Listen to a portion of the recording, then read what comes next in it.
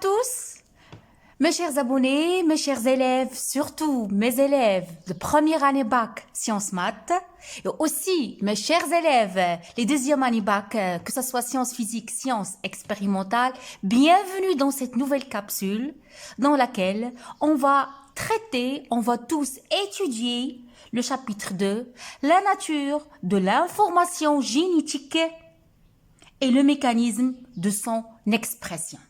Donc, comme vous le savez, mes chers élèves, chaque individu possède des caractères spécifiques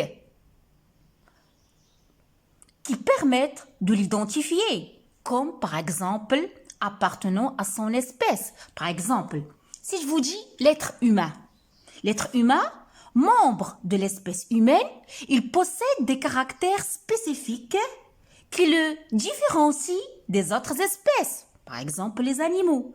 Quels sont ces caractères spécifiques de l'être humain? Premier de ces caractères, son mode de déplacement bipède. Vous allez me dire, qu'est-ce que c'est bipède?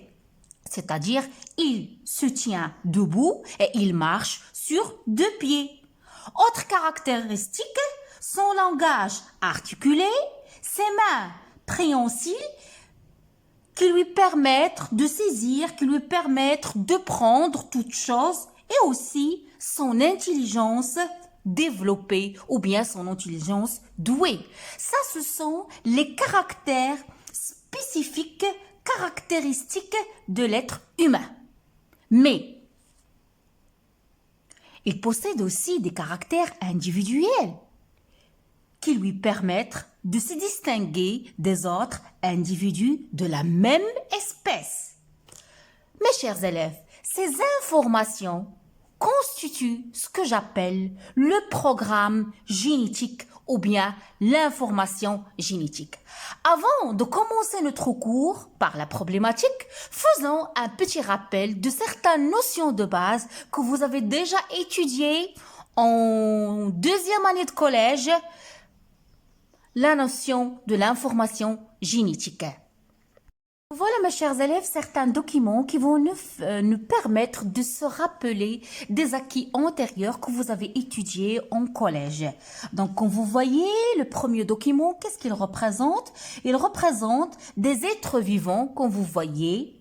Des êtres vivants appartiennent à l'espèce humaine, c'est-à-dire ils possèdent les mêmes caractères de l'espèce humaine, comme je viens de le dire.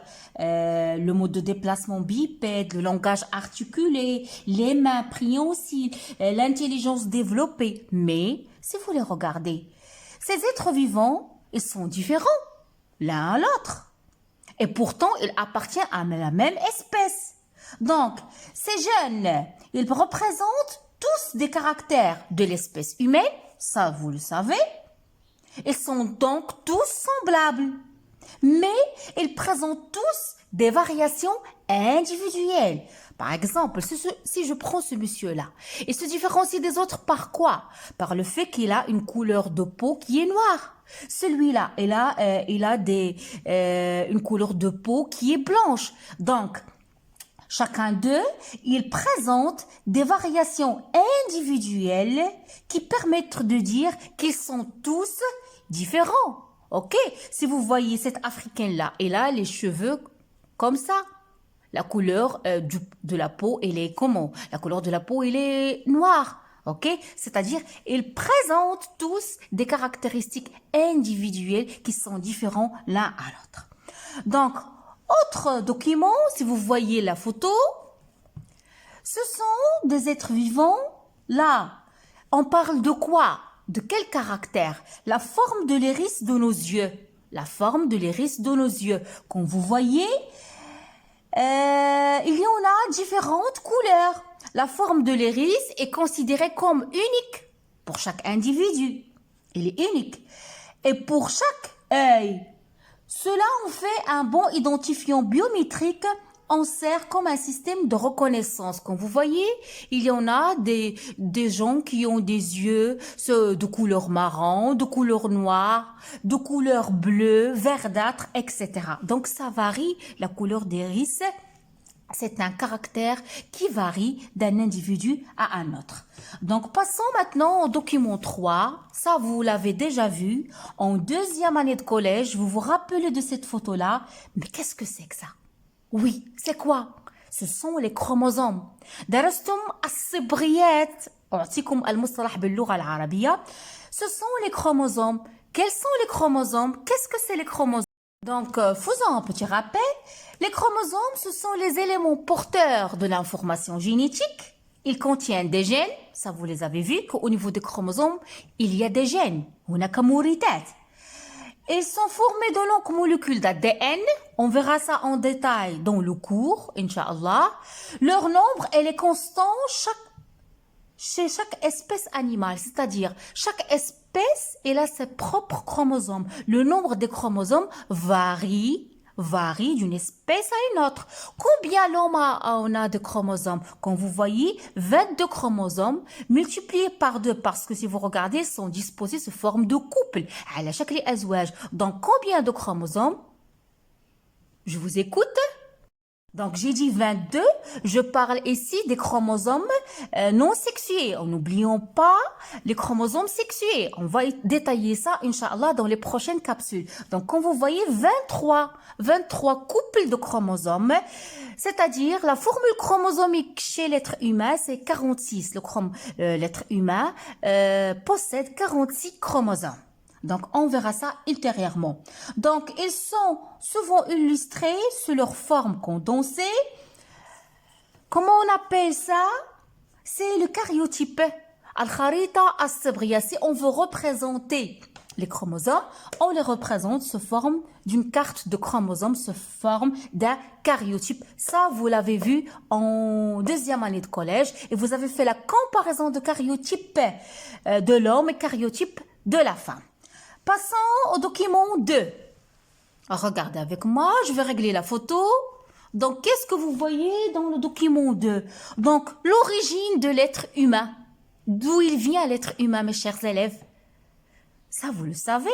Que ce soit des animaux, que ce soit des végétaux. Donc, c'est de la cellule œuf. Ça, c'est la cellule œuf. Et la cellule œuf, il vient d'où? De l'union du noyau d'un spermatozoïde et du noyau d'une ovule. Ça va nous donner une cellule œuf. Qu'est-ce qu'elle va subir, cette cellule œuf? Elle va subir des divisions pour donner à la fin un lapin. Et ici, de la même manière, la cellule œuf, elle va subir des divisions pour donner un petit bébé. Donc, la cellule œuf d'un lapin ressemble à celle d'un être humain. C'est identique. Cependant, une cellule œuf d'un lapin, il va donner un lapin. Et une cellule œuf d'être humain, elle va donner un être humain. Arrivons au 5e document.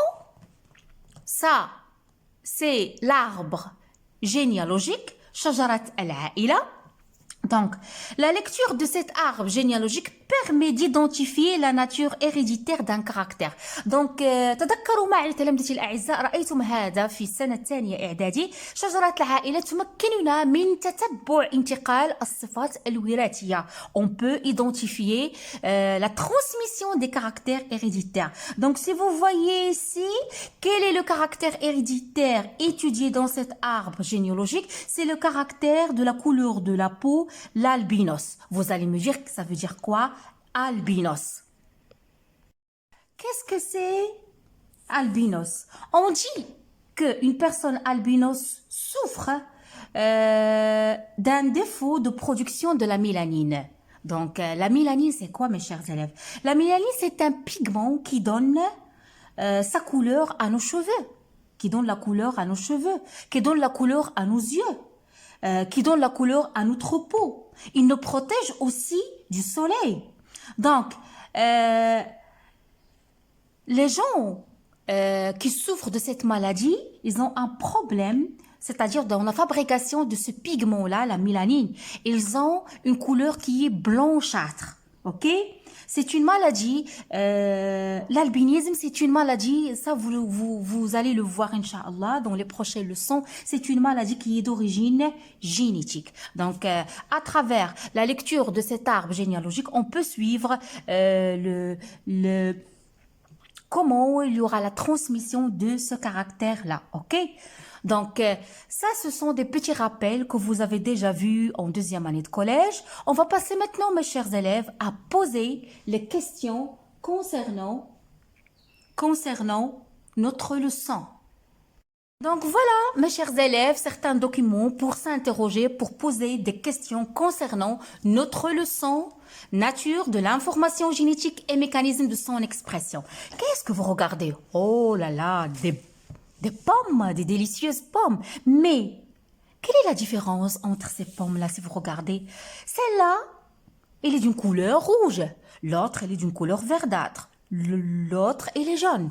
Donc, qu'est-ce que vous voyez? On a, ça c'est la couleur de la peau de la pomme. C'est un caractère héréditaire. Et vous le savez déjà. Vous l'avez vu en deuxième année de collège qu'il y a deux caractères. Il y a des caractères héréditaires, صفات وراثية, et il y a des caractères non héréditaires, صفات غير وراثية. على سبيل المثال تلاميذتي الأعزاء, les caractères héréditaires, ou bien je peux les nommer les caractères génétiques, ce sont des caractères qui sont hérités de nos parents. Ils sont transmis des parents aux descendants. هي عبارة عن صفات وراثية نرثها من عند آبائنا ومن عند أجدادنا. Ça c'est ce que j'appelle un caractère héréditaire. Par exemple, la couleur des yeux, c'est un caractère héréditaire. Par exemple, la forme du visage, c'est un caractère héréditaire. Tandis que les caractères non héréditaires, الصفات الغير وراثية, هي التي صفات لا تنتقل عبر الأجيال. لا نرثها من عند أو آبائنا أو أجدادنا. هي صفات تكتسب. مثلا على سبيل المثال, je vous donne un exemple.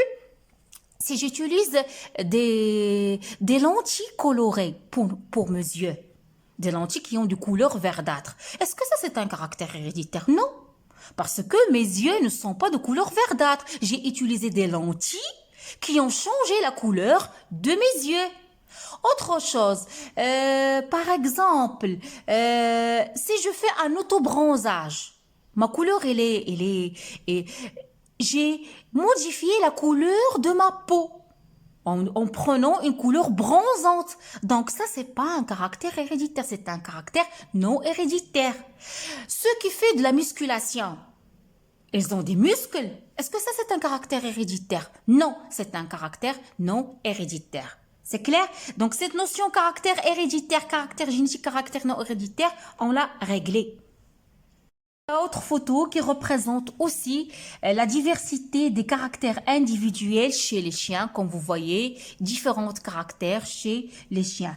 Le document 3, je vais pas le détailler, je vais laisser ça jusqu'à on arrive à cette partie-là. Ça, c'est le noyau. Vous connaissez le noyau, vous connaissez la cellule. La cellule, elle est composée de cytoplasme, de plusieurs compartiments. Le cytoplasme, la membrane cytoplasmique, le noyau. Qu'est-ce qu'il y a dans le noyau? Ça, vous l'avez vu en deuxième année de collège, il y a les chromosomes.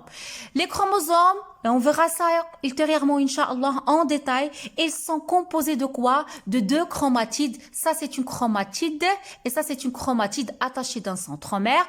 Et qu'est-ce qu'on a dedans? On a des filaments d'ADN. On verra ça ultérieurement. Donc, le dernier document, ça nous représente le schéma de la circulation de l'information génétique dans la cellule. Tout ça, on va l'étudier. Ça, petit a, la synthèse de l'ARNM dans le noyau. On va poser la question comment se fait ce processus-là. La sortie de l'ARNM par un pore nucléaire et la synthèse de protéines. Donc, à travers, mes chers élèves, ces 4 documents qu'on vient de voir, quelles sont les questions que vous devez me poser? Quelles sont les questions? Première question, tout d'abord, qu'est-ce que c'est l'information génétique?